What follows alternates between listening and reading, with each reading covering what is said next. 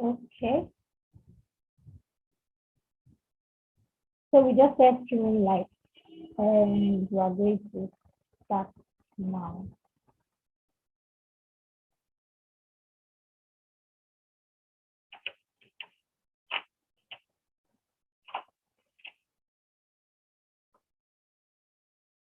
Okay. So good evening, everybody. You're welcome to today's session of Chicken. If you cannot hear me, just write on the chat box and fix it if you cannot hear me. Okay, so you're welcome everybody to today's session of Chicken, and we'll be having an amazing topic, which is the buzz now in the crypto market.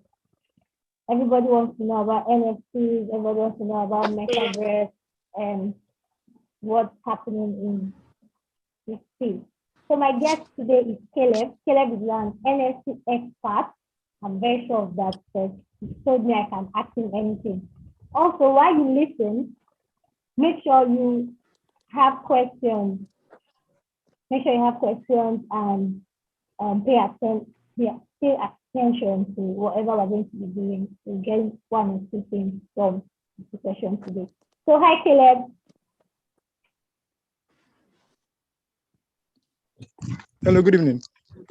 Yeah, good evening. So I wanted to know that you're there. So I'm starting now. So just give us a short intro about yourself, how you got into the crypto space, how you stayed back, and why you stayed back. Wait, sorry, can you come again? Oh, you can't hear me. Okay, I said just give us a short info about yourself, how you came into the crypto space, how you stayed back, and why you stayed back to the crypto space. That's a short introduction, actually. All right. I got into the crypto space actually first up in 2017 December, but I was not serious in the crypto space up until 2019 December, where I attended an event at the Keja by Taylor community. And ever since then, I was so passionate about it. I tried to spend more time researching and reading. And since then, I began learning how to invest, learning how to trade. Then sometimes in 2020 April, I got to know about NFTs. And I bought my first NFT, and I sold a little bit around that period, but I wasn't so comfortable, so I dropped it and picked it up back in October when I began minting my artworks. Can you hear me? Good, can you hear me? Can hear you. All right, so after that, ever since then, 2020, when I began to mint my NFTs and research more about DeFi and NFTs, I was able to get more knowledge, able to meet more people, able to sell NFTs, and got some amazing gifts, made quite a lot of money in 2021 through airdrops that were given to people who had minted NFTs the previous year. And I used that as a background to leverage myself to even get to meet more people, research, read, and get to have more knowledge. Thank you.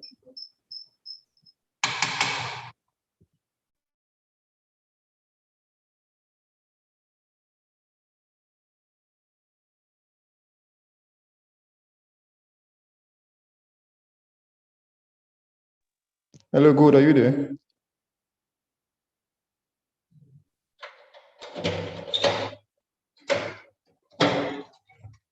Yeah.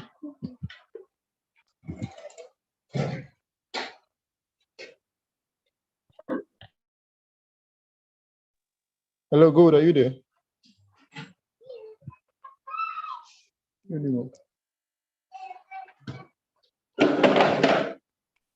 Can you hear me? Yeah, I can hear you.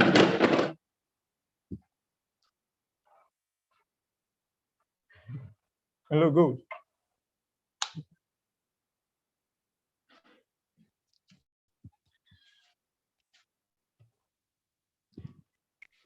Can you hear me now? Yeah, I can hear you now. Okay, sorry about that. I was trying to fix my sound.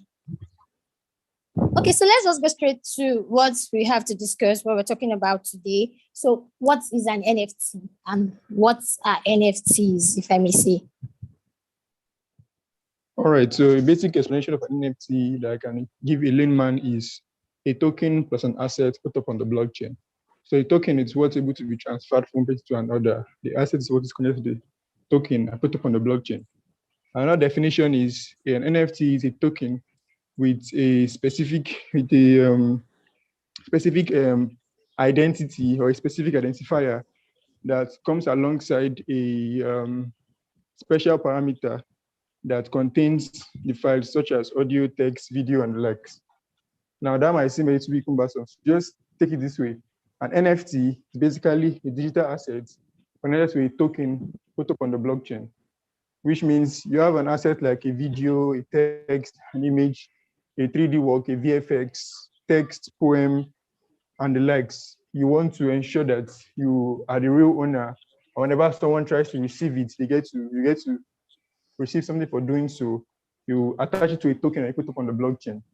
Now, prior to when marketplaces were created, people had to go directly to the blockchain and write the smart contract for creating these NFTs, which was a long and difficult process. And as such, over the years, people had to come up with means of ensuring that people don't have to go through this long stretch. And that was how marketplaces got created. The first and the major marketplace we have, and we all know, is OpenSea.io on the Ethereum blockchain. And there are other marketplaces like Rarible, other marketplaces like forgotten the Token Trove, also on Ethereum, and there are other marketplaces that are springing up across different blockchains. Now you might ask, what's the need for an NFT? Now the two major reasons why an NFT is important is due to being able to verify the ownership and being able to verify the ownership of an asset. So in the Web2 space, where we have things like Twitter, Instagram, and Facebook, when people spend their time creating beautiful works, poems, texts, stories, images, videos, and share to these platforms, people are able to just go there, copy them, and if possible, repost it on their own without the original owner getting any value for that from such activity, which is tantamount to stealing. And there is nothing the individual who posted the work can do about it, because he doesn't have any means to prove he's owner of these assets, because he's practically giving up ownership of that asset to the platform he's putting it on. Do you understand? Yeah. But with NFTs, Yeah. when you go to a marketplace and you connect your asset to a token, this token is connected to your wallet through the smart contract. And whenever someone wants to have access to that item, be it audio, video, text, and the likes, they would need to offer you some value for it, which is usually Ethereum and any of the tokens that you accept for that work. Then the other aspect is provenance and verification of originality. So with the traditional space, artworks, assets that are not fungible, assets like vehicles, cars, houses, and the likes, it takes a long process for you to verify the true owner of an asset, or if the asset is actually original. Take, for example, an important Da Vinci painting. Now, an individual can decide to, if someone who wants to make a steal from it, can decide to create so many copies of the original work and sell to individuals who do not have the necessary knowledge or the necessary expertise to verify which is the original from the fake. But with NFTs, when you're about to buy a work, you can go into the blockchain and see who the actual owner, who the actual creator of the work is, and use this to differentiate from if this item you're about to purchase is a fake or real. Then the last aspect which I said is provenance. Provenance, which actually refers to the ability to trace the history of an item from when it was created to the current owner. Now, this is important as it helps to maintain the value and the posterity of the work. So, for example, you have an artwork and the original owner has created it. If along the way, the provenance of the artwork is not verifiable, someone can decide to come in the middle and declare himself as the owner, or take away the original, put in the fake, and declare it as the original. Do you understand? Yeah. And then the real value of the work gets lost in transition. This happens a lot in the Web2 space. But with NFTs, you can track an NFT from the day it was created and who created it, all the information attached to it when it was created, and follow it up and see the constant sales and the price at which they were sold for up to the current owner and determine if you want to buy or not. Oh. Then finally, I would go into the forms or the applications in which you can find NFTs. Now, the major NFTs most people see these days are artworks, but you can find NFTs across different aspects. You can even find NFTs for storing land titles, and very important document that needs to be preserved, such that the ownership and the provenance has to be maintained for as long as possible. Now, the major categories of NFTs you'd find are artworks, music, collectibles, game items, and utility. So let's start with artworks. So for artworks, you have you have artists being able to go into marketplaces like OpenSea, Paras.id, NFT Trade, Rarible, Super Rare, Nifty Gateway, Foundation, and the likes, put up their artwork, means it's paid necessary fees required to do so, put it up for sale, setting royalties such that whenever the artworks get resold on the secondary market or get bought by somebody else, they get to receive the percentage they put into the work, such that they get to constantly keep receiving money whenever the artwork gets sold, which is a constant flow of income, as long as they are able to get their work to keep getting sold from one hand to the other. So this is like a forever means of earning income. Now, also with NFTs and artwork, you're able to store valuable piece of art over the years. So one issue we have now with a lot of paintings that are available or were created a long time ago is the fact that over the years, if they're not stored properly, the quality of the work gets to fade out, or due to this also, people are unable to appreciate the value of the work because of the where the artwork has experienced over the years. But with NFTs, works are stored digitally. And also due to where NFTs are created, whereby the asset is stored on a decentralized file storage like IPFS, the artwork or the assets can constantly be verified by anyone who has access to the IPFS URL or URI. So you want to buy an asset, you've seen the asset, you've seen the token, but you want to verify that the token is actually connected to an asset, because there's been issues of people trying to buy artworks or NFTs on different marketplaces, and then they buy an NFT, but they figure out later on, probably by checking a platform, a particular website, that the asset connected to the token they bought cannot necessarily be found any longer, even though it's on a digital space. And this is because this asset might be stored on a centralized server, and if for any reason the centralized server goes down, that asset can no longer be discovered or can no longer be found. Yeah, I saw something like that today when I was doing my research. So you spend a lot of money to buy an asset, and if the server shuts down, that's just it. There's no way of getting it back, or no backup file or anything. So there's another thing that's quite important. If you're trying to buy an artwork, try to ensure you verify that the token is actually connected to an asset that can always be discovered. So IPFS and platforms like IPFS and Pinata offer a decentralized web storage such that the assets is shared along different computers who are connected to offer their bandwidth of their PC to store these assets. Now, moving outside of art, the next category you find is music.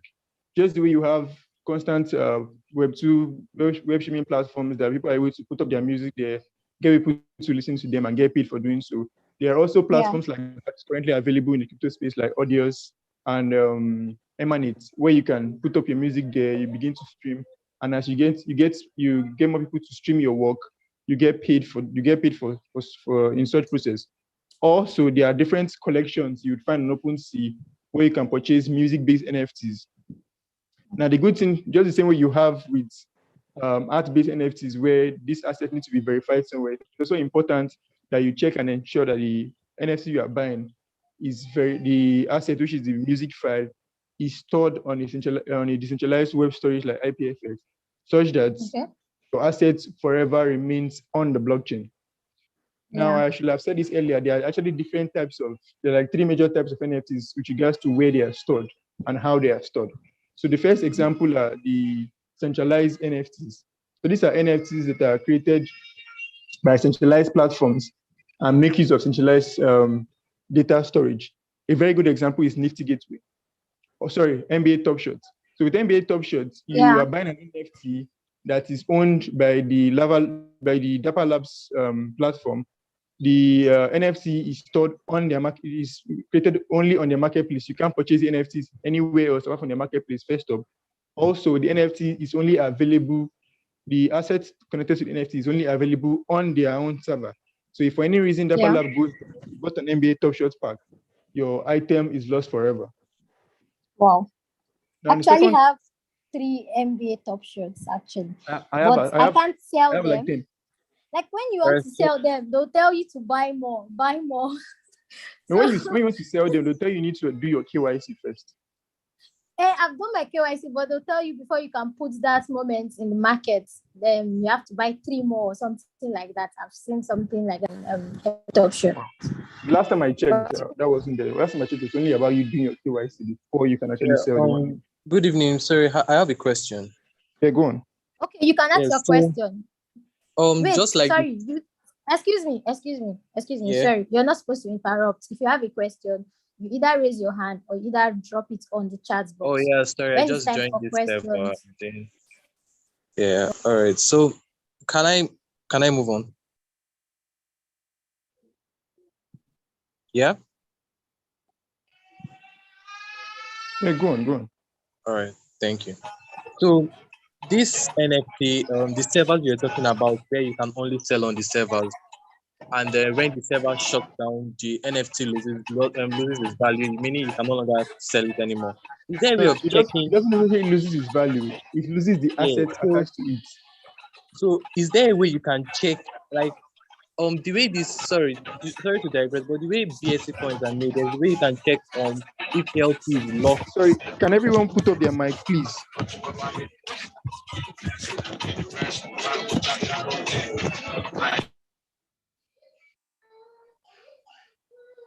All right. So Sorry, go on. Go on, I'm listening to you. Hello. All right, before he comes back, the second category of NFTs you find are NFTs that are stored on that are created on a public blockchain but are stored on a centralized server. A very good example is Nifty Gateway. Can you all hear me? Yes, we go on, can. we can hear you. All right. So as I was saying, the Yeah, second we can hear you. are NFTs that are stored on a private blockchain. Sorry, are stored on a public blockchain, but are created on a public blockchain, but are stored on a centralized server. A very good example of that is Nifty Gateway.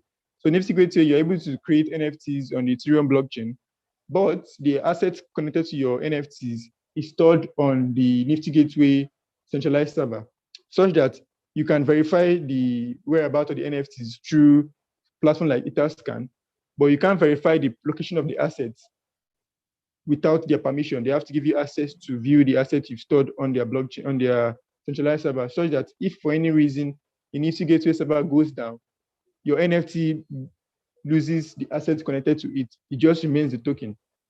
And the last aspect are NFTs that are created on a public blockchain like Ethereum, and they are stored on a decentralized server or stored on chain. Now, a very good example of that is a collection called Avastars. So what they mean by on-chain is the asset and the token are all stored on the Ethereum blockchain, or the asset is stored on a decentralized server like IPFS, but minted on a public blockchain like Ethereum. Now, for the first example, which is NFTs that are stored created on the public blockchain and are stored on chain.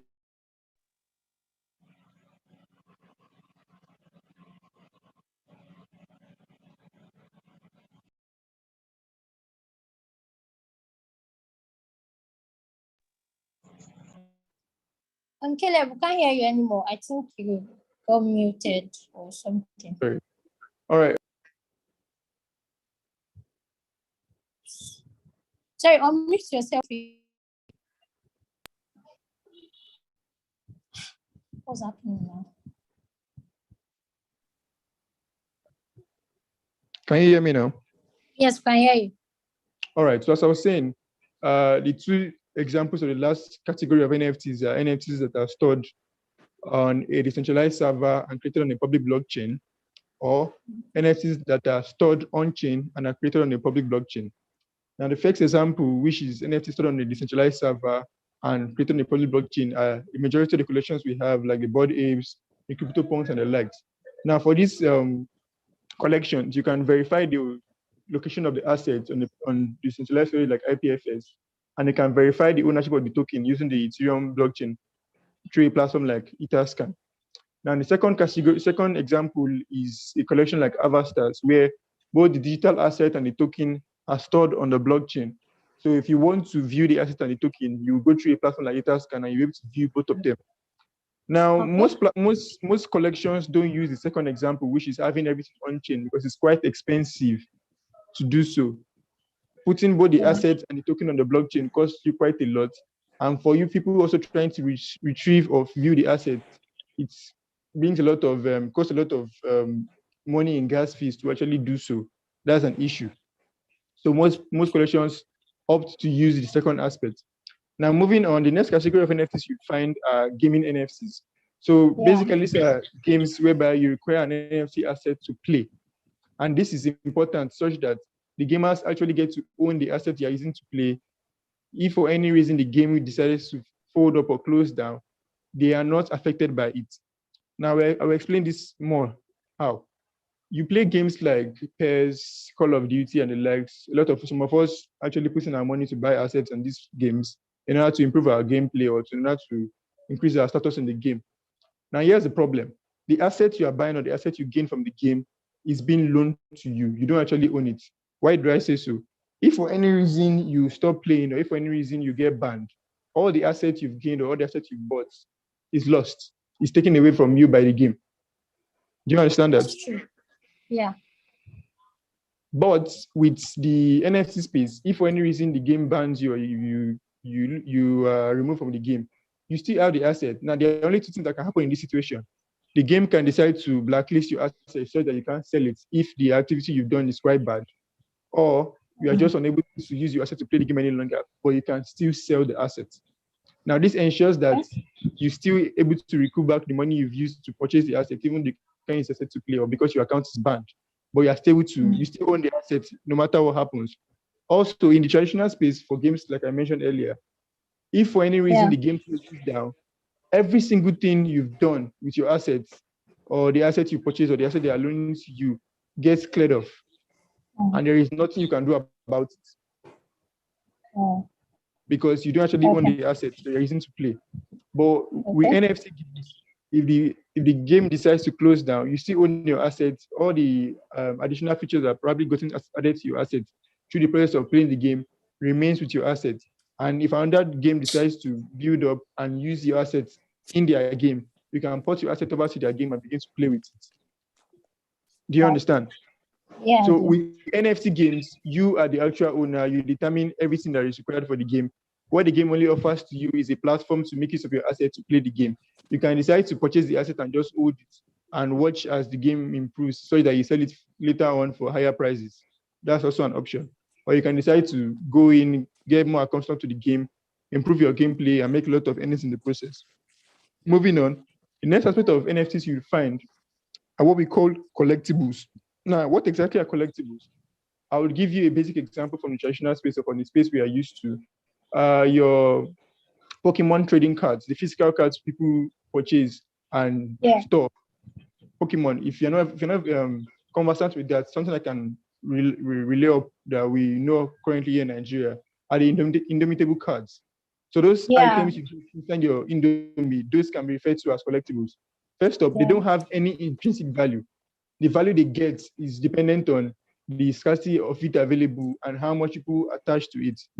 So if one of the Indomitable cards people find becomes very rare and the platform declares to you that that's the rarest available card, that card automatically gains an infinite amount of value, which means that card becomes very expensive. Also, if the platform decides that if you own that card, you get to receive so and so, people will begin to drop huge amount of money to get that card. And they are doing so not because the card is so valuable or because they can use the card to make do crazy things later on, but because they understand that holding that card gives them two things. One, they gives them a certain status, and also they are able to show off that they have a particular card that no other person has, which people like to do a lot. Now, taking this into the NFT space, assets like your Bored Ape, assets like your CryptoPunk, usually they do not have any actual use. Let's say, for example, unlike the game items that you can use to play games, you can't use your Bored Ape to play games. You can't use your CryptoPunks to play games. You can't use your CryptoPunks to probably do certain activities in the metaverse that could be of value to you. They are just there as a means of just like buying an artwork in your parlor or to decorate your house. it's just there for people to see and people to know that you have a particular status and stuff like that, or to get access to a curated club where you get access to information all of that. That's why people buy collectibles, and there are a whole lot of collectibles available right now. The next category I'll talk about is utility. Okay, before you go on, I know most people are just joining the session. If you're just joining, this is Pick a Niche powered by GrindEarn. And yes, we always have sessions every Thursday. And today we're having an amazing session, NFT, because everybody wants to know what's NFT, what can we use it for, and all that. So if you're here and you're getting confused by all the plenty things he's saying, just listen, you will learn, okay? So even at some point, the NFT was just somehow to me. But just start from, it's a non-fungible token.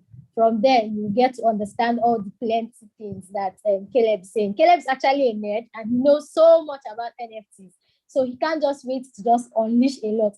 But I know some people are actually a bit confused and trying to balance up. So if you have any question, just drop your question on the chat box and we'll attend to you. So Caleb, go on. I still have more questions to ask, but just round up your explanation. Thank you. All right, so for the last category, as I was saying, are called utility. Now, certain NFTs give you access to certain activities on the blockchain. Examples of these are metaverses, like buying a land or crypto voxel, Decentraland, Solana space, or Sandbox. Another examples are domain names. So domain names like Ethereum name service and Solable domain, Terra name service, Sol domain, and the likes give you an identifier to your wallet and enable you to easily receive cryptocurrencies with human identifiable names. Yeah. Good example is, so instead of having a 42 wallet character address that you use to receive your Ethereum, you can purchase your name.it.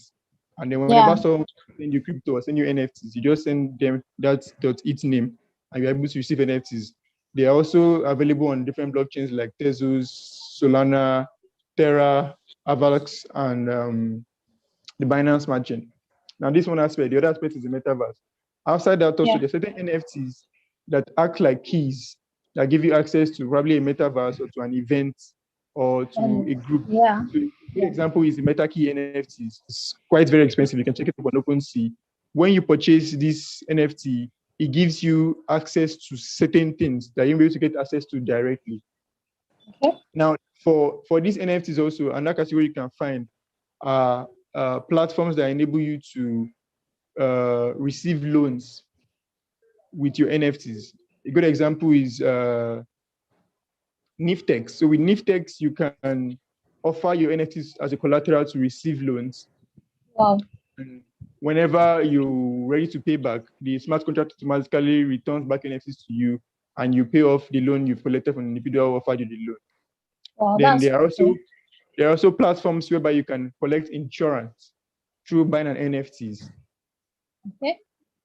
The platform is called Y-Insure. So it's Y-Insure as a smart contract developer, as a trader, you can buy an insurance that covers you for a certain risk over a certain time frame with a certain value. And once you buy an NFT, it arrives in your wallet. If for any reason that event happens, you get some claim back through that NFT. So it's a platform that offers you insurance through NFTs. And the final aspect of utility you'd find are programmable NFTs. So there's certain NFTs that come with what we call fungible tokens. So you might not know this, but you can have an NFT that is infused with a fungible token or infused an asset, such that if you bond the NFT, you get to receive the fungible token. So imagine this: I have an NFT and then I infuse in one Ethereum into it, and then I send it to people, such that if you bond the non-fungible token, you would receive the one Ethereum that I've put into it. Do you understand? Yeah. Now you might ask me, what does bond an NFT mean? So when they mean bond an NFT, it simply means you are sending it to a bond address. Bond address is the 0x00000 down to the end. Nobody has access to the private key of that wallet. The NFT gets sent there and it remains there forever. No one can remove it from there or get access to it later. So that's what it means when they say an NFT is bond. It's almost the same thing when they say they are burning tokens. Like when BME says they are burning tokens, they are sending their tokens to one address such that nobody can ever have access to it ever again. Okay. Then I'll just talk about two other aspects of NFT that most people don't know about. So the two aspects are wearables and semi-fungible tokens. Semi-fungible tokens. Yes. Wow. Okay. What is a semi-fungible token? A semi-fungible token is a token that is not fully an NFT. It's like in between a fungible token and a non-fungible token. A good example of that is a ticket to an event. So a ticket to an event, like if you're going to a physical event now, when you go to buy a ticket, everybody's ticket looks the same. The only difference you'd find on it is certain numbers that differentiate that, okay, this is ticket number 1 to ticket number 500. Okay. Now, each tickets are usually the same, except if one of them has VIP tag on it, and like, but on a normal scale, all tickets are usually the same. This is this looks a lot more like a fungible token. So when you buy one Bitcoin you have is the same as one Bitcoin somebody else has. There's no difference. You can swap it among one another, and they will still retain value. Same thing with a ticket. So if I buy a ticket with seat number 1, you buy a ticket with seat number 3, we can swap our tickets with one another, and nothing happens. Okay. So this ticket, when the event is over, if there's going to be like an extra benefit or an extra bonus for attending that event and ordering the ticket, that ticket immediately becomes an item of value. It becomes a differentiated item. So they can say, okay, for individuals who start in the first row, they get to receive this item compared to individuals who start in the third row. Automatically, that ticket moves from being a similar ticket to become a uninterchangeable asset. So it moves from being a fungible token to being a non-fungible token automatically. So if you're attending a crypto event and everybody is buying tickets, at the moment of buying that ticket acts as a fungible token. You can give it to somebody else, somebody can give it to you. It has no value at that period. But immediately after the event is over, if for any reason certain attributes or certain additional items are to be given for individuals who attended such events, that ticket automatically becomes an NFTs, and each one becomes mutually non-interchangeable from one another.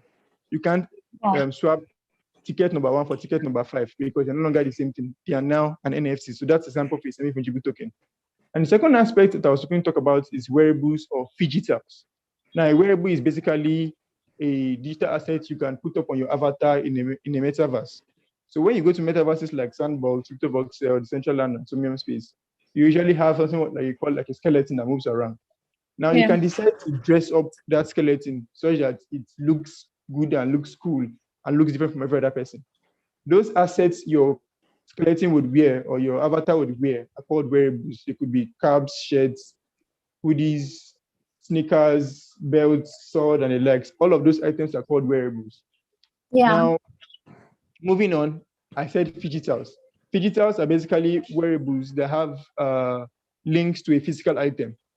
So if, for example, you buy an hoodie on a marketplace like OpenSea that you can use on your avatar and a platform like Decentraland or Sumium Space, if you get to receive a physical item that is similar to what you already have for your avatar in the digital space, that becomes a phygital, PHYGITAL. Okay, so let me come in here.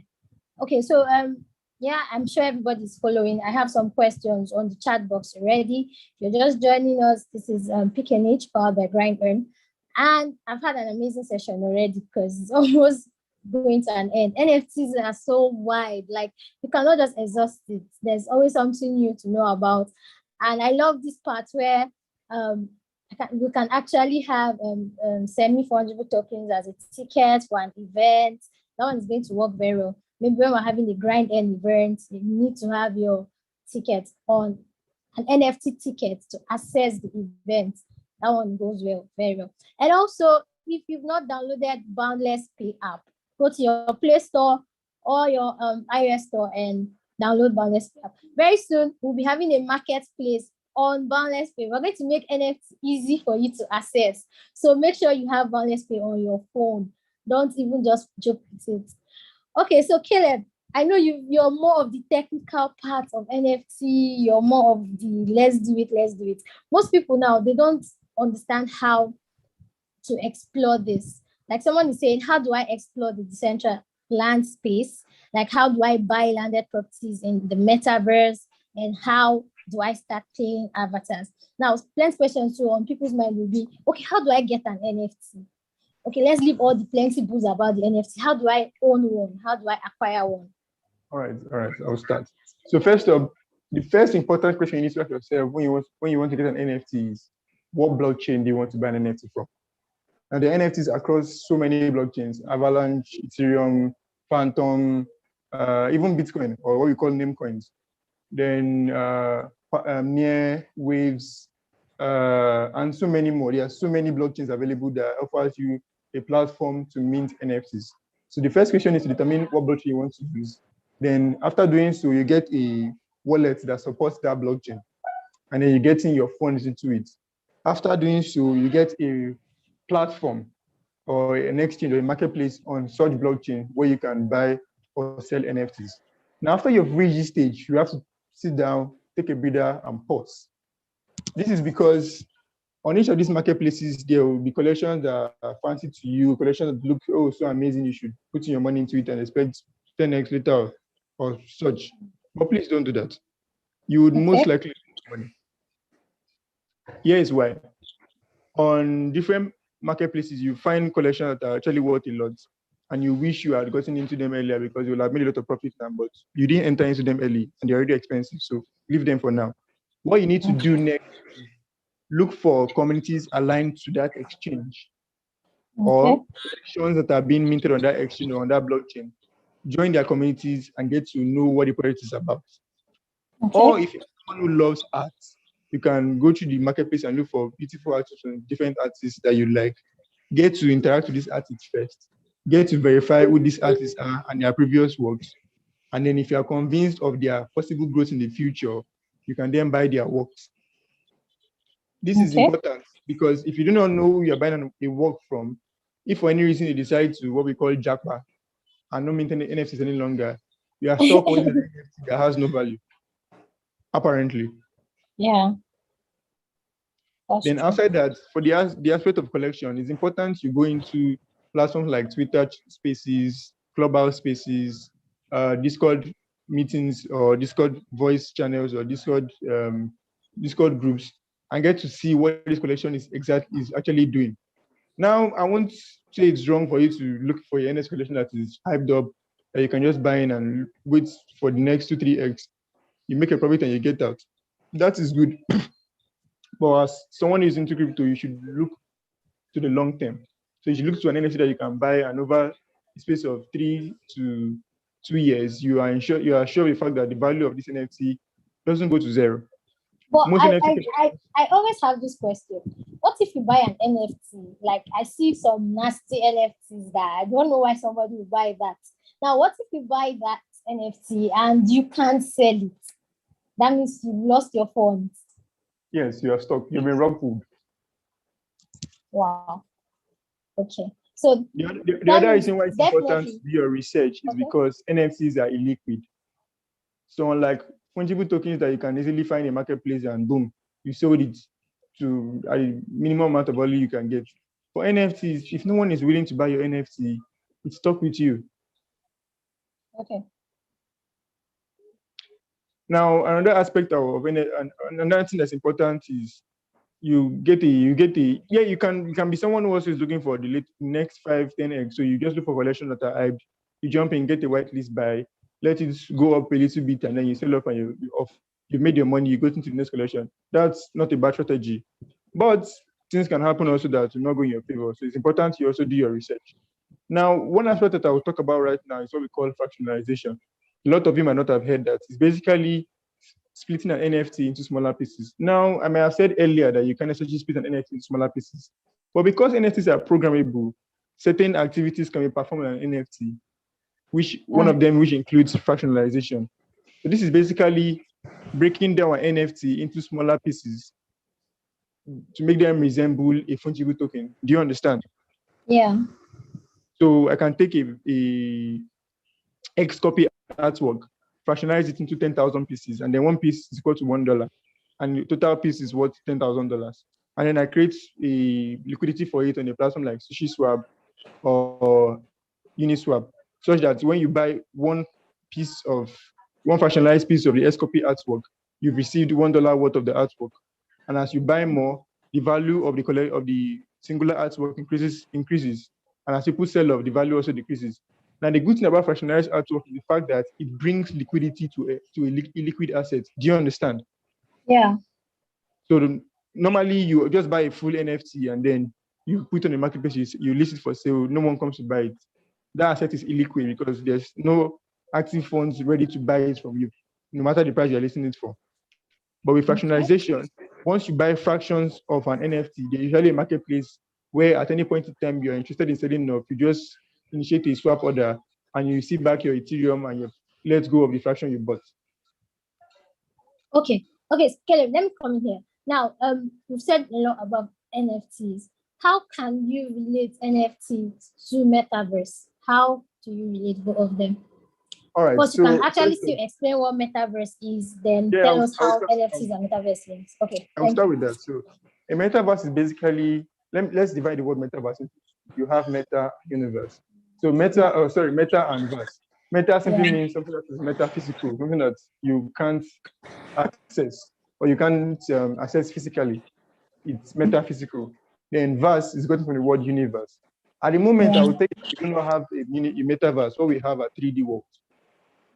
We've not reached the level of having a Metaverse. If you have a Metaverse, the platforms we have that act as metaverses would have a portal from which you can move from one to the other seamlessly. Would also have a portal where you can move assets from one platform to the other without glitch. Also, other 3D worlds across different blockchains, there will be portals you can move within each and every one of them without any problems. Do you understand? Yeah. So at the moment, what we have are 3D worlds that are still in development. None of them is fully formed. A lot of them still have one or two issues here and there.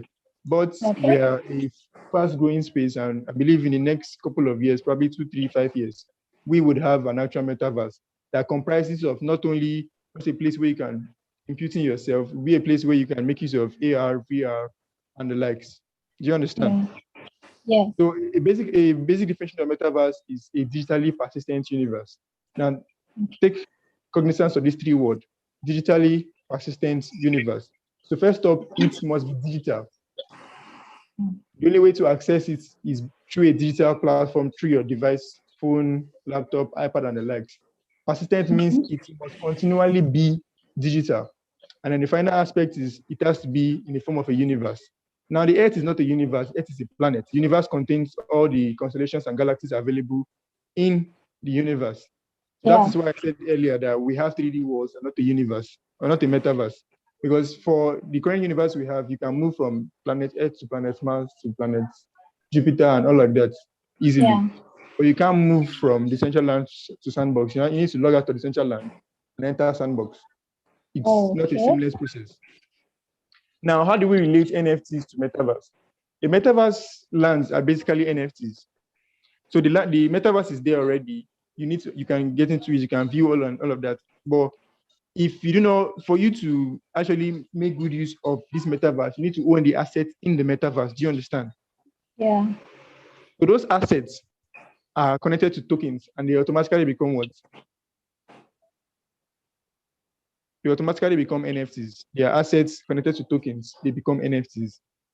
So you enter into a metaverse, you want to own a particular space on such metaverse. It is an NFT. You need to go to the marketplace and buy the NFT. Once you buy the NFT and you come back into the marketplace, come back into the certain geo coordinates you've purchased, it automatically takes you to the piece of land you purchased, and that land is an NFT that remains in your wallet. Okay. Do you understand? Yeah. So at any point in time, you can decide to let go of the NFT by putting it up on the marketplace and someone buys it from you. That's basic relationship between an NFT and metaverse. So the another reason why I would say so is we currently have stuff like the metaverse in the traditional world, like World of Warcraft and the popular games people play. They look a lot like metaverses also, but they're actually also 3D worlds. Now, the difference between them and the one we have is those ones also, you don't fully own whatever land you probably have access to. Do you understand? You are being loaned that land by the platform. They are not NFTs. There's no platform for Okay. you to verify who the actual owner was back to where you currently are. And if the platform goes down, you lose access to the particular piece of land you're currently owning. Do you understand? Yeah. Or in the Web3 space, in the crypto space right now, when you're going to Metaverse, you can purchase a piece of land and you get to actually own it. Do you understand? Yeah. Wow. And the beautiful thing about Metaverse is also the fact that as more people, as more activities get to happen on a piece of land, the value of the land increases in value. Just the same way in the Okay. physical space, whereby if you buy a piece of land, the more people come to view it and like it, there will be Yeah. interest for other people to want to actually own that Get land. value. Yeah. So that land gains value. It occurs exactly the same way in the metaverse. Now, also just the way you have architects, draftsmen, and all the likes of people that laborers that come to create lands in the physical space. There are certain people who also specialize in creating structures in the metaverse, and they get paid really well. So that's a job opportunity anyone can decide to go into in the metaverse. Okay, Also, Caleb, I want to ask you one question because we just have about 8 minutes to go. So there's actually a question on the chat box. But I want to ask you one question before I ask you the question on the chat box. Have you created any NFTs and have you sold any? yes, I have. Wow. So you sold them, how did you do it?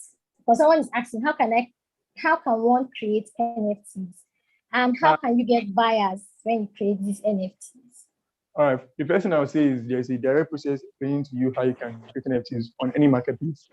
But the problem is there is no direct or template that explains to you how to get buyer. It's just the same way if you have a piece of land physically. There is no exact way you go through to actually get someone to buy the land. There is no one-stop shop that you go to and you're sure that when you get here, the land gets sold immediately. Do you understand? Yeah. It takes a process.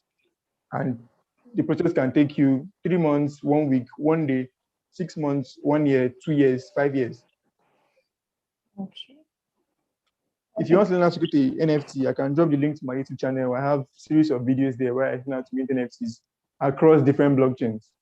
I'm able to Okay, you can explain them. actually drop it for those that are interested because, like I usually say, you can't learn everything about NFTs I've attended almost 5 sessions about NFTs, but every day I get to hear something new. Every day I get to hear something new. So yes, you can actually drop your YouTube link. Anybody that is interested can go and watch. Yeah, he has dropped it already.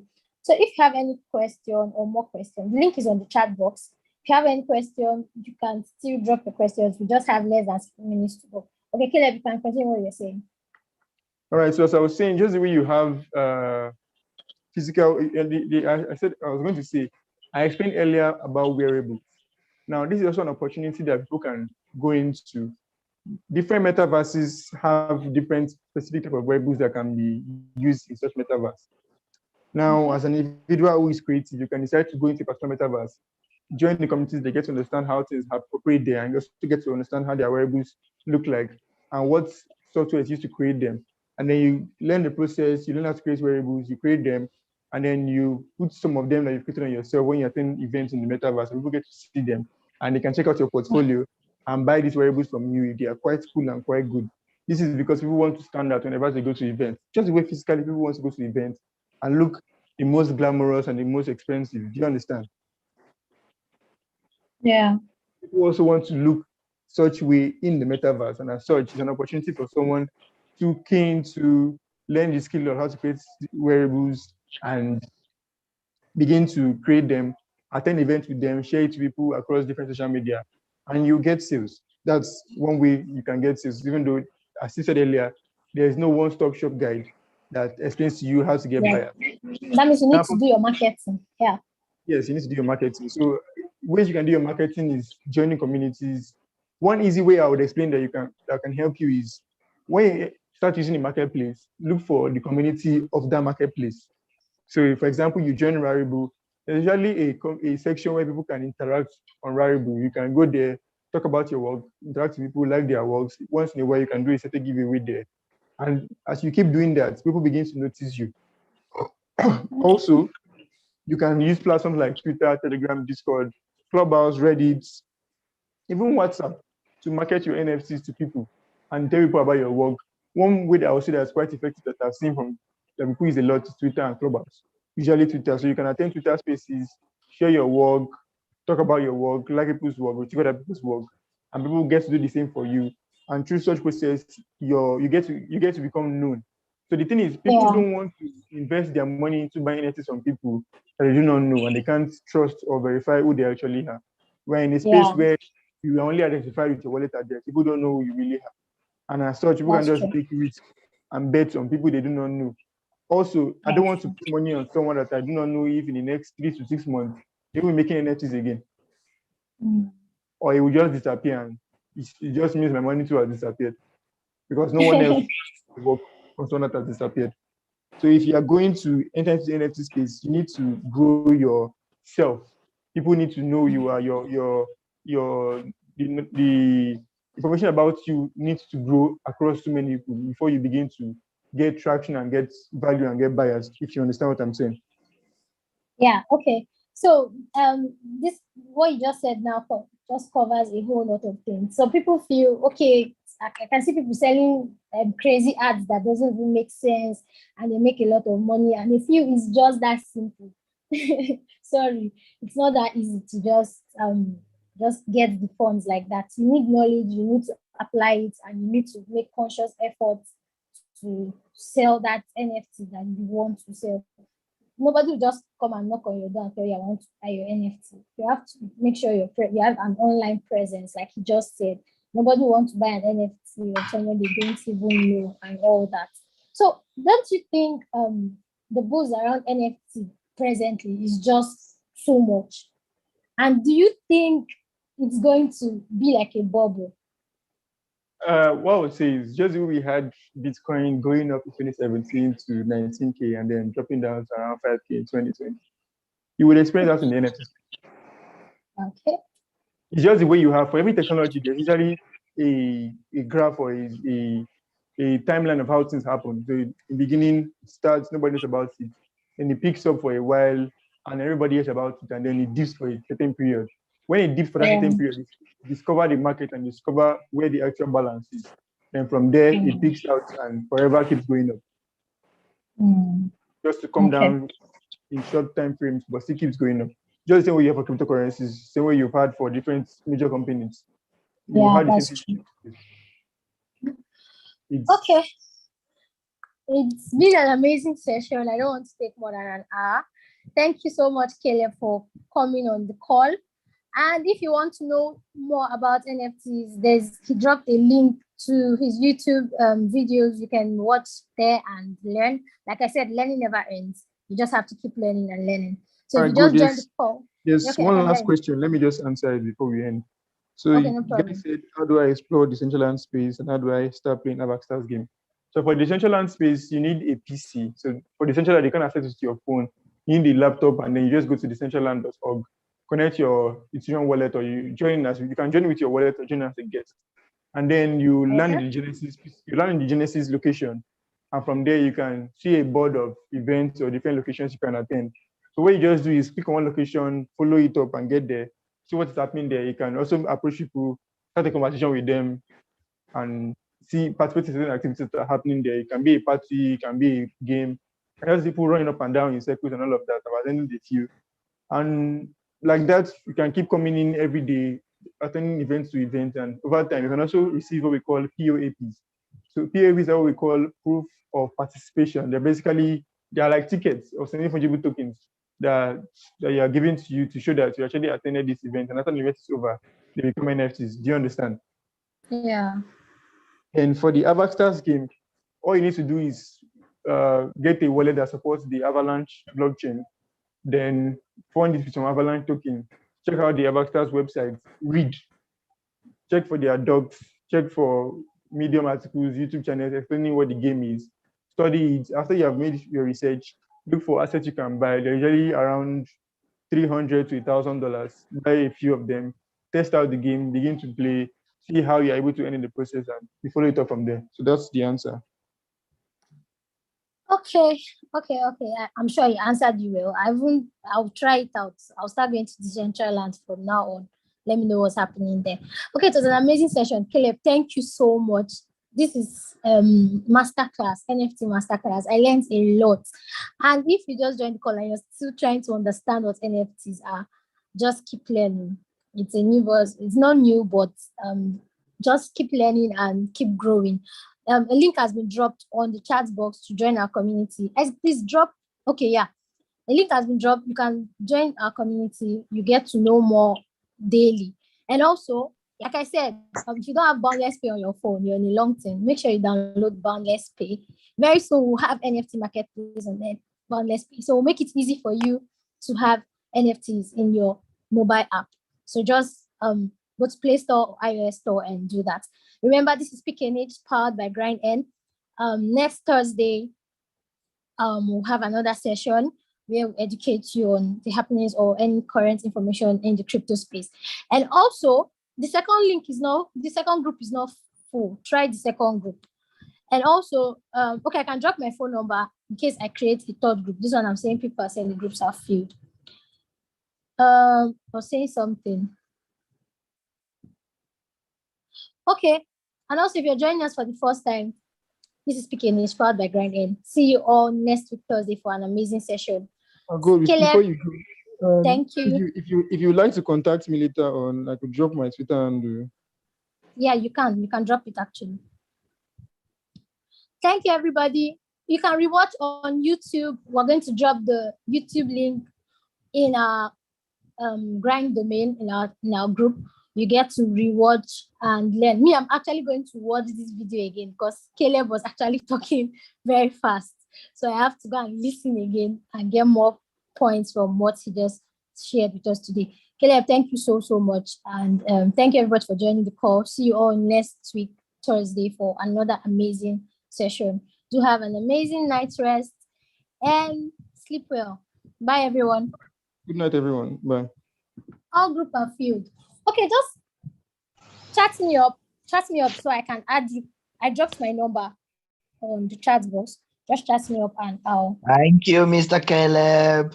Thank you, everybody. Bye.